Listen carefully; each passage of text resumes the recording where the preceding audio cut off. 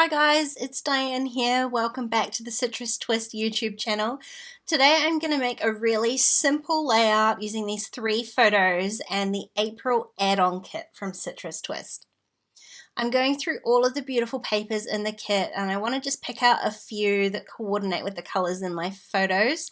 Luckily quite a few of them do, so I'm just trying to pick out some sort of reds and yellows and predominantly blue patterns. I'm going to have all of my 3x4 photos sitting at the bottom of my 12x12 page, and I decided to have the yellow gingham paper from Heidi Swap as the sort of base for this page because it is the lightest pattern that I've picked out, and I'll be able to put my typewriting, my journaling on there directly. Then I additioned a few of the other pattern papers that I've picked out as which going to be the main sort of pattern for my page, and I decided on that darker blue polka dot pattern purely because I think it's going to have enough contrast with the alphas that are in the kit for my title to stand out off the page. I'm just trimming a few strips of the other papers that I want to use because I am going to layer a few different patterns onto this page. But the first thing that I want to do is create the spot for my journaling. Now I'm just going to line up my photos onto the page and draw a really light pencil line so I know where exactly on this paper I can do my typewriting. One thing I didn't think about though is that a 12-inch piece of paper does not go through my typewriter. So I have to come back and I'm going to make one simple cut on the outside of the line so that I can do my typewriting here, you can see. Then I can erase the pencil marks, and then I'm just going to stick both of these pieces onto my 12x12 background, and they will butt up against each other completely perfectly, and that seam will get covered by my photo, so you'll never know that it wasn't a whole piece in there. Certainly I didn't need to add the whole strip along the bottom here. I could have just added my photos, but because of the way I want to layer some of these strips in behind my photos here, I think it's just going to be a little bit easier to have what was one solid strip and is now 2 little pieces rather than trying to tuck everything in behind all of these photos.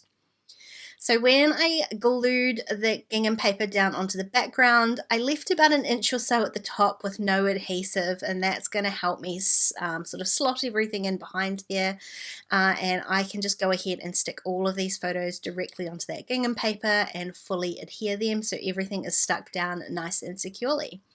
So you can see here it just makes it really easy for me to slip in these little layers in behind, and it means that I've got the main elements of my page, which is my photos and my journaling. I've got them in place, I know where everything's going to go, and then I can just decorate and embellish to my heart's content. Now I've trimmed out these strips. I just kind of want to add a little bit more texture to the page, a little bit more detail. This is going to be a really simple page, so adding these small details like border punching these strips is just going to add a lot of texture and a lot of detail and just take it to that next level. I've got a few different punches that I'm going to use, and I'm just going to use my scissors to rough up one of the pieces as well, just adding as many different textures as I can to this one simple border along this sort of 1/3 of my page. So for this strip you can see here I'm just using my scissors and roughing up the edge, just distressing it. I'm not being particularly careful about that. It tore in a few places and that all kind of just adds to the distressed look. This strip here is the border punched one, and I'm just going to glue that, so just a little bit of glue so it is adhered to both strips, and I am just going to run my fingers behind that border punched piece just to again add that little bit extra texture. Now the original strip that I trimmed off from this yellow gingham paper was a little bit small, so I'm doing things the opposite way around this time. I'm going to border punch one edge first, and then I will be able to trim it down and make sure I've got the exact right size that I need. This is kind of a fun little notebook sort of border punch. And once I've stuck the other 2 strips onto here, I'll be able to trim that down just so it's all the right sort of height. And then I'll do the same thing and run my fingers behind it just to rough it up a little bit. Not, worry about making sure every little piece is sort of distressed, but just enough to give it a bit of texture off the page. Now to adhere this strip onto my background, I'm not going to worry about adhering it with glue. I'm just going to take that straight over to my sewing machine. It's held in place behind that photo strip, and I can just sew. I ended up sewing 3 lines of stitching, one on each of those different pattern papers, and that's going to make sure that that whole strip is really secure onto the page. Now I'm using these gorgeous alphas from the kit. They are so pretty and the foiling on them is just gorgeous.